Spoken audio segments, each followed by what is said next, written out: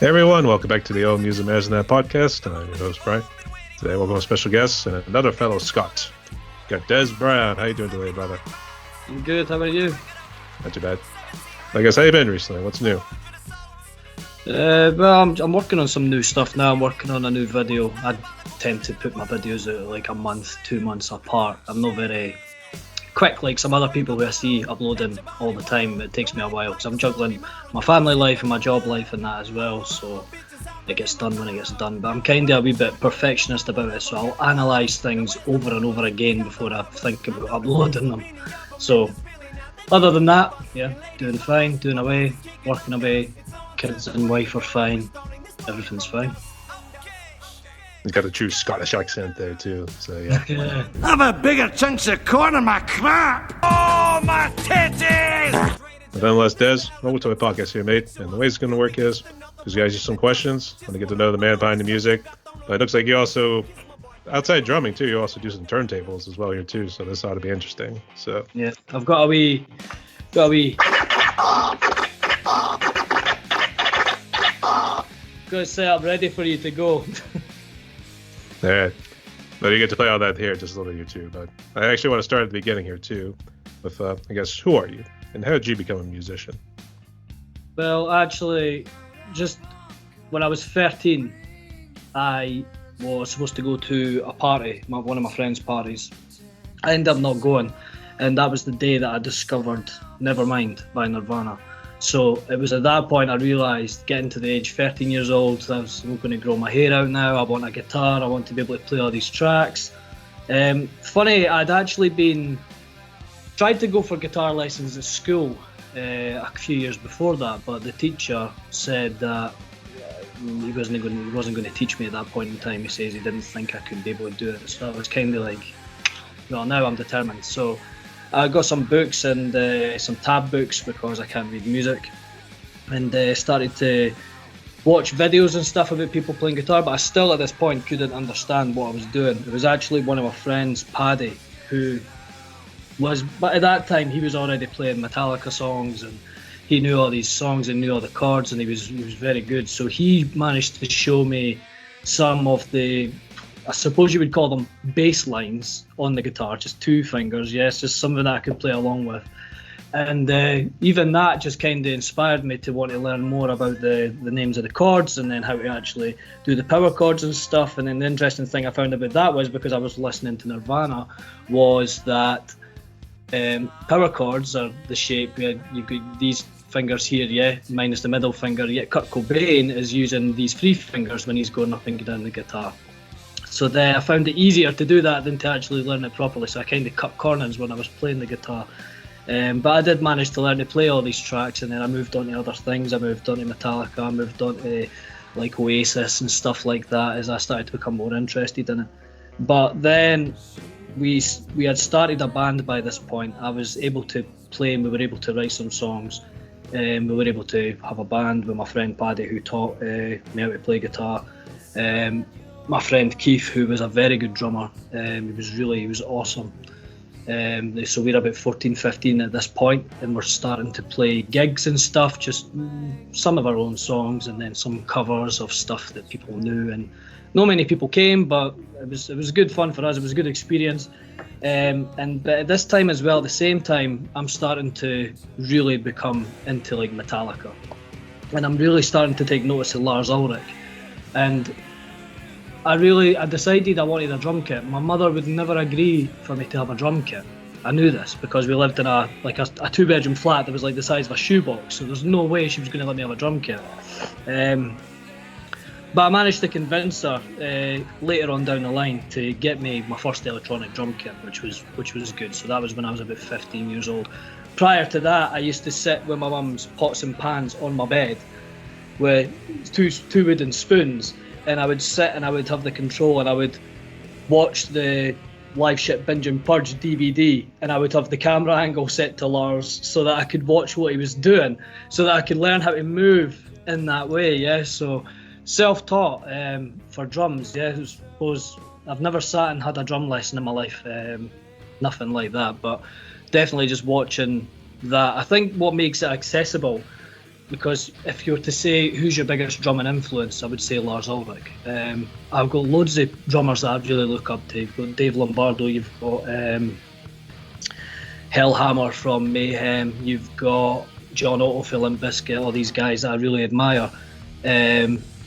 But Lars Ulrich, I think because the beats in such a way are simple enough, they're accessible to people even learning.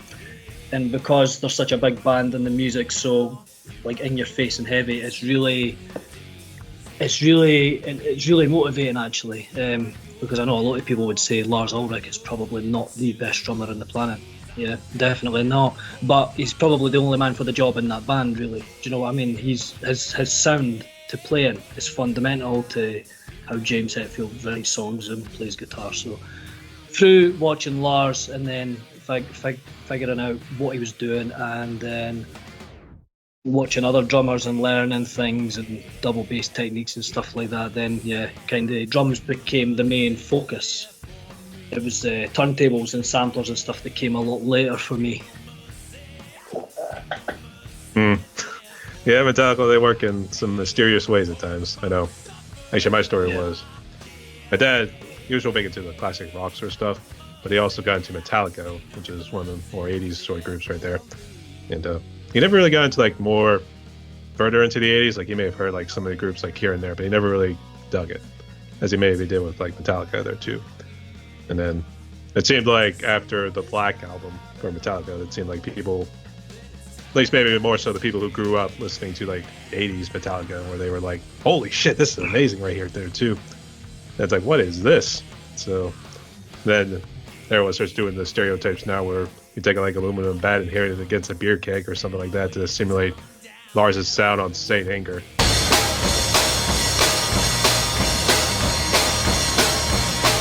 That was really good. It was really good.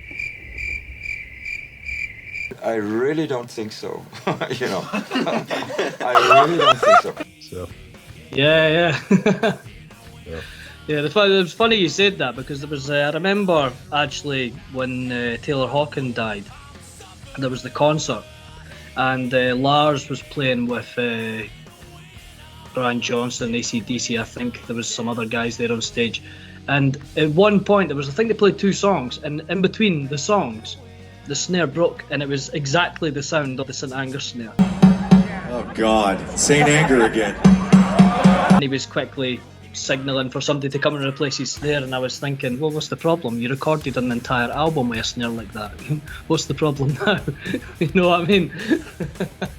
There's too much lead in that bad, I guess. So. Yeah, too many bad memories when he hears that sound. I guess so. So, I guess just real quick, when did you take up turntables? Was this, I don't know if you went to college or university, I guess that's how they say it in Europe, or they went to music school or something? Yeah, actually, no, I did. So I went to college after I finished high school. I went to college and I did sound production and music. And there was like 2. It was like a diploma, but it was like there was 2 first years that were like, this was like 2007. This was like 2 first years, and then you go to the HNC, the Higher National Certificate, then the HNDs, you go to the Higher National Diploma. In that time, I think that's where I was more interested in experimenting with different sounds, because you're in a class full of people who are all there for music, and they're all into really different things, so you kind of feed off each other because you're working together with them in studios and with mixing desks and different types of microphones to mic up drum kits and amplifiers and stuff. So it's a really good learning experience, but it really opened my mind musically to a lot of things I maybe would never have considered before, or things that I did like but had never heard that particular thing before, or I've never heard this artist before, or, do you know what I mean? So yeah, at college I became more sort of interested in hip hop, and this was at the time, so I was about 13 till I was about 16, 17, I was really into grunge, I was really into metal, and by the time I got to about 17, that's when I started to listen more to hip hop, and I started discovering artists that I knew about but never really listened to, like Wu-Tang or NWA or Dead Prez or House of Pain and all these guys, Cypress Hill. I'd listened to some stuff. My mum had quite a vast music taste, so when I was growing up I used to hear everything from Black Sabbath to Enya to the Fugees. There was everything was playing, and it was just me and my mum at home. So she done a good job making me aware and giving me a love for music. But it was really, by the time I got to my late teens, I'm starting to think more about, well, these things are good. I like drums, I like guitar, but I don't want to be limited to that. Can I learn how to use samplers? How does sampling work? How do you make samples? How do you find samples? How do you record them? That kind of thing became interesting to me, and that's when I started to focus and pay more attention to different types of electronic music at this point. So everything from hip hop to house music to dance music, anything like that was alternative to what I was listening to, that was just done. I had an appreciation for the whole process of how it was done. And I think being in college as well just kind of helps you appreciate that, because you don't know who's going to come in to record what type of music, but you have to make it sound good and they have to be happy with the product as well. So that was a good, it was a good time, fun days. Yeah. Actually, I always thought it was the dad that was meant to introduce you to the music there too, because that's how it was with me. My mom wasn't really. She listened to some music, but hers was more the old school taste. Was your dad not really around? No, I never met him.